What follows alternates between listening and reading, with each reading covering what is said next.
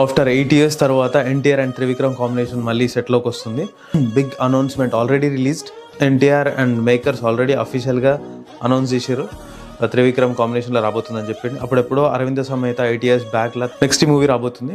జనరల్గా త్రివిక్రమ్ కాన్సెప్ట్ ఎట్లుంటుందంటే ఒక ఫ్యామిలీ కామెడీ రిలేటెడ్ స్టఫ్లో నడుస్తున్న సినిమాలు ఉంటాయి త్రివిక్రమ్ మొత్తం. కొత్త జానర్లో ఎప్పుడు ఇంతవరకు ట్రై చేయలేకుండా ఇది ఒక మైథాలజీ మూవీ అండ్ త్రివిక్రమ్కి ఇది one of the biggest project.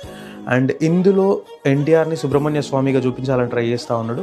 NTR పోస్ట్లో క్లియర్గా తెలుస్తుంది the son of Shiva, the pride of Parvati, the eternal commander and once again with Trivikram. So already దీని మీద చాలా బజ్ అవుతుంది. Audience like fans already Subrahmanya Swamy రూపంలో ఎన్టీఆర్ని యూజ్ చేసుకొని జనరేట్ చేస్తూ ఉన్నారు. సో దీని మీద బాగా ఎక్స్పెక్టేషన్స్ ఉంటాయి.